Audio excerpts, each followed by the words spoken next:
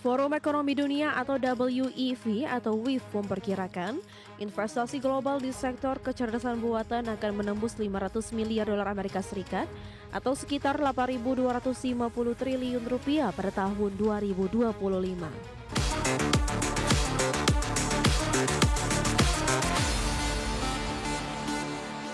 Ya, pemirsa, Forum Ekonomi Dunia atau WEF memperkirakan investasi global di sektor kecerdasan buatan akan menembus 500 miliar dolar Amerika Serikat atau sekitar 8.250 triliun rupiah pada tahun 2025. Presiden WEF Borge Brende menyebut dunia kini berada di tengah revolusi industri keempat yang mengubah hampir seluruh sektor ekonomi.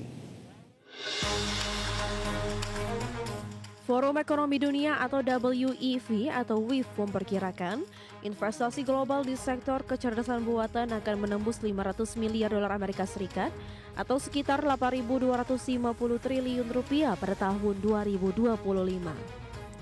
Dalam forum World Future Council and Cybersecurity Meetings 2025 di Dubai, Presiden WIF Borge Brende mengatakan kecerdasan buatan berpotensi meningkatkan produktivitas global hingga 10% dalam 10 tahun ke depan.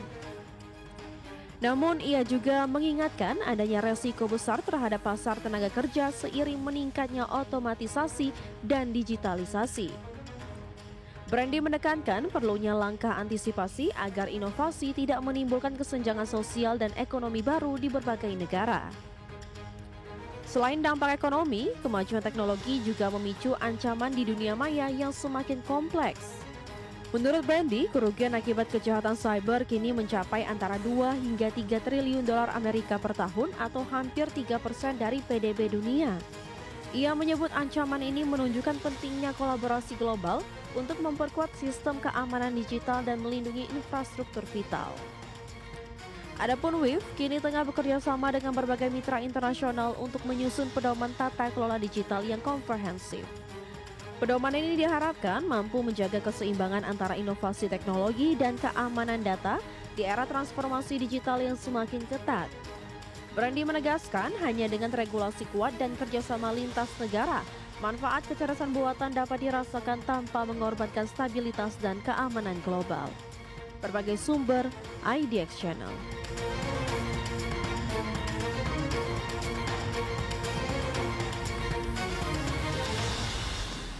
Setelah serangkaian pembatasan produksi, Federal Aviation Administration atau FAA akhirnya memberikan restu kepada Boeing untuk meningkatkan produksi 737 MAX. Ya, pemirsa, keputusan ini menunjukkan bahwa perusahaan telah memenuhi standar keselamatan yang diperketat pasca insiden yang terjadi sebelumnya.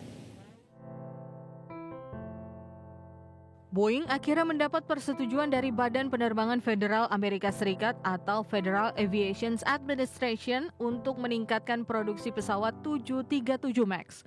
Perseroan akan meningkatkan jumlah produksi dari 38 menjadi 42 unit per bulan setelah melalui audit dan penilaian keselamatan secara menyeluruh. Kebijakan pembatasan produksi sebelumnya diterapkan FAA setelah insiden pesawat Alaska Airlines 737 MAX 9 pada Januari 2024. Insiden pintu darurat yang terlepas di udara tersebut memicu pengetatan pengawasan terhadap Boeing. Peningkatan kapasitas produksi ini dianggap sebagai langkah strategis untuk memulihkan kondisi keuangan Boeing. Perusahaan telah menyiapkan investasi besar untuk menambah tenaga kerja dan memperkuat rantai pasok di pabrik Seattle.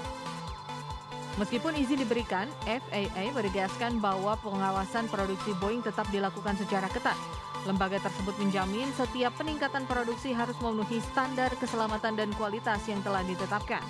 Setelah pengumuman izin ini, saham Boeing langsung mengalami kenaikan di bursa New York. Namun, para analis menilai bahwa keberhasilan produksi massal ini masih bergantung pada stabilitas rantai pasok dan permintaan global dalam beberapa bulan ke depan. Berbagai sumber IDX Channel.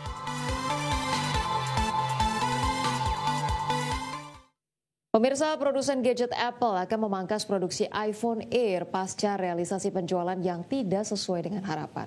Analis menilai konsumen cenderung memilih iPhone 17 karena fitur yang lebih baik dari iPhone Air. Raksasa produsen gadget asal Amerika Serikat Apple dikabarkan akan memangkas produksi iPhone Air hingga 1 juta unit pada tahun ini. Pemangkasan tersebut menyusul penjualan iPhone Air yang tidak sesuai harapan atau jauh di bawah proyeksi awal. Langkah ini disebut mencerminkan tren serupa yang terjadi di industri smartphone, termasuk Samsung yang baru-baru ini membatalkan peluncuran Galaxy S26 Edge karena penjualan model S25 Edge yang mengecewakan. Meski iPhone Air menawarkan desain tipis dan spesifikasi setara flagship, respon pasar khususnya di Amerika Serikat dan Eropa terbilang dingin. Membuat konsumen lebih memilih iPhone 17 atau 17 Pro yang dianggap menawarkan fitur lebih baik. Menariknya, iPhone Air sempat terjual habis di China saat peluncuran perdana, tetapi penjualannya di pasar negara-negara barat menurun drastis setelah hype awal meredah. Para pengamat menilai desain ultra tipis yang mengorbankan kapasitas baterai serta fitur kamera terbatas menjadi faktor utama menurunnya minat konsumen. Berbagai sumber IDX Channel. Terima kasih Anda masih bersama kami. Pemirsa, Oracle memasang target ambisius untuk bisnis komputasi awannya. Iya, perusahaan teknologi ini menargetkan pendapatan layanan cloud mencapai 166 miliar dolar Amerika pada tahun fiskal 2030. Raksasa teknologi Oracle memperkirakan bisnis komputasi awannya akan melonjak pesat dalam beberapa tahun mendatang. Perusahaan menargetkan pendapatan dari layanan cloud infrastructure mencapai 166 miliar dolar Amerika atau setara 2.739 triliun rupiah pada tahun fiskal 2030 atau sekitar 75% dari total penjualan pada periode tersebut. Prediksi ambisius itu disampaikan oleh CEO Oracle Cloud Infrastructure dalam pertemuan dengan para analis keuangan pada Kamis 17 Oktober 2025. Ia menegaskan pertumbuhan pesat bisnis cloud Oracle tidak hanya bergantung pada satu pelanggan besar seperti OpenAI, namun juga berasal dari berbagai klien korporat lainnya. Dirinya mengungkapkan dalam satu periode 30 hari di kuartal sebelumnya, Oracle mencatat pemesanan baru senilai 65 miliar dolar Amerika. Transaksi tersebut termasuk kesepakatan senilai 20 miliar dolar Amerika dengan Meta Platforms, menandakan bisnis cloud Oracle makin diversifikasi. Sementara itu, Chief Financial Officer Oracle, Dave Kehring, menyatakan total pendapatan perusahaan diproyeksi mencapai 225 miliar dolar Amerika dengan laba disesuaikan sekitar 21 dolar Amerika per saham pada tahun 2030. Angka ini melampaui perkiraan analis yang hanya memproyeksikan pendapatan sebesar 198 miliar dolar Amerika dan laba 18 dolar Amerika per saham. Meski prospeknya cerah, Oracle juga berupaya menenangkan kekhawatiran investor soal margin keuntungan. Perusahaan memperkirakan margin disesuaikan untuk bisnis infrastruktur cloud AI berkisar antara 30 hingga 40%, sedangkan layanan cloud tradisional dan perangkat lunak bisnis akan bertahan di kisaran 65 hingga 80%. Dengan proyeksi yang melampaui ekspektasi pasar, Oracle kian memantapkan diri sebagai pemain utama dalam industri komputasi awan global. Berbagai sumber IDX Channel. Pemirsa, Suzuki resmi meluncurkan pembaruan untuk SUV legendarisnya yaitu Jimny versi 3 pintu di Jepang. Model anyar ini hadir dengan tambahan fitur modern tanpa mengubah desain klasik yang menjadi ciri khasnya sejak lama. Suzuki resmi meluncurkan pembaruan untuk SUV legendarisnya Jimny versi 3 pintu di Jepang. Suzuki kini membekali Jimny 3-door dengan layar sentuh infotainment berukuran 9 inci yang mendukung konektivitas smartphone. Fitur ini membuat pengalaman berkendara menjadi lebih nyaman sekaligus menyesuaikan kebutuhan pengguna modern tanpa mengorbankan karakter tangguh mobil tersebut.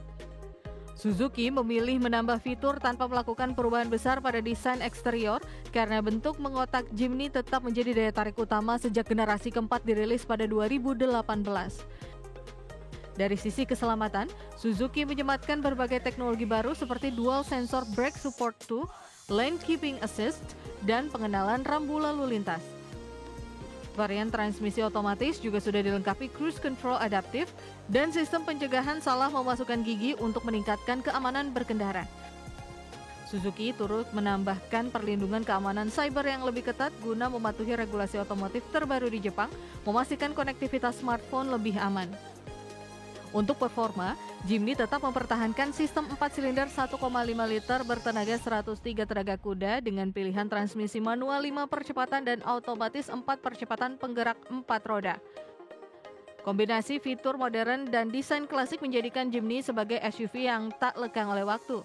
Adapun Suzuki menegaskan pembaruan ini bukan sekedar kosmetik, melainkan bentuk evolusi agar Jimny tetap relevan di era digital tanpa meninggalkan DNA tangguhnya. Berbagai sumber IDX Channel.